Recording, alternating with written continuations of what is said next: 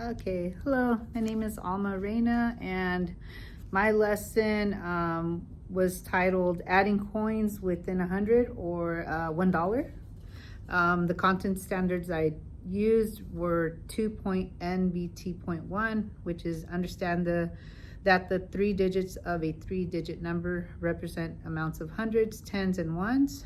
For example, 100 can be taught as a bundle of 10 tens. Or in this case, I'm going to be 10 dimes equals $1. And count 2.NBT.2, which is count within 1,000, and skip count by twos, fives, tens, and 100s, which I will be connecting to that standard to nickels, dimes, and quarters, which will lead to $1. So I want my students to be able to use this knowledge to be able to go out in the community, because I teach transition aged students, which are 18 to 22-year-olds. A lot of our instruction is community-based instruction, so we go out to the community a lot. We take them shopping. We try to switch off wants and needs. So 1 week they'll shop for something they need for their classroom or for home, or sometimes they'll shop for wants. A lot of them have special interests like Pokemon cards. Some of them have warrior cats as stickers. Some of them really like food. So I just feel that this is valuable information that they'll be able to use once they leave my classroom. So what I did today with this lesson, I had my students work on a packet, which I started out actually by showing them this Google slide, which is very basic. A lot of the students do know this information. Most of them know how to identify and place value to a coin. There's a few that don't, but for the most part, I want to say 90% of my students do know that information.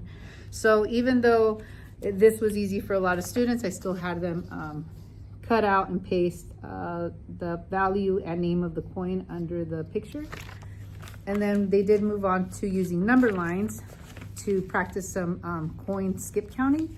So they started out with pennies, did some nickels, and then the pennies actually did single units, and then they counted by twos. As you could tell there, this student has really nice handwriting, so I was able to use his. And then they moved on to nickels using a number line, and then they did dimes, which is the base 10 unit theory. And so they practiced a few times on different sheets. Most of the students were able to complete this little packet within about 10-15 minutes. While students were working on this number line packet, I would walk around, see who needed additional help, who was able to get the concept. This one I liked because it continued on from this line. So, most of them understood that it didn't just end here. They were able to continue the same count on a different number line below. And then once again, they were able to count by twos here. And then they finally did move on to nickels and dimes. So they were counting by fives using the number line. And then they were able to count by tens at the end. And so I used this before I presented combining the coins to create whole dollar amounts, because I wanted to make sure they understood that they needed to count by tens when they counted dimes out, and they counted by fives when they used nickels, and so forth. So once we did this worksheet for about 10-15 minutes, I then came over to the board using some magnetic money that I have for my students.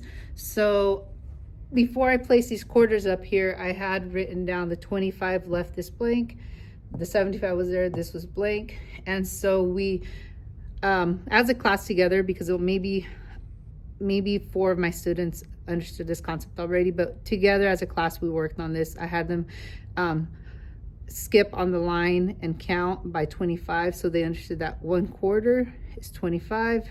If you add a quarter, it's 50, and so forth. And so when I asked them how many quarters does it take to get to $1, most of them were able to answer this.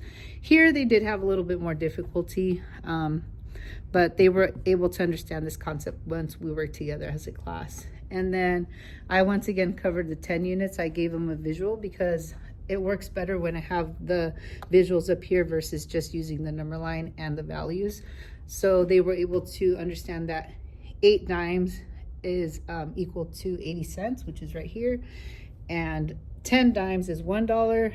And then a few of them were able to answer this: how many dimes, or how many dollars are 20 dimes? And they were able to answer that. So I really like this lesson. I plan to continue using something like this because a lot of my students like to save their classroom money. And I hand out a lot of coins, like when we're playing safety sign bingo and stuff like that. They do get classroom money for our classroom store. So I want them to be able to combine those coins to create whole dollars so we could trade them out. And that was my lesson. Thank you.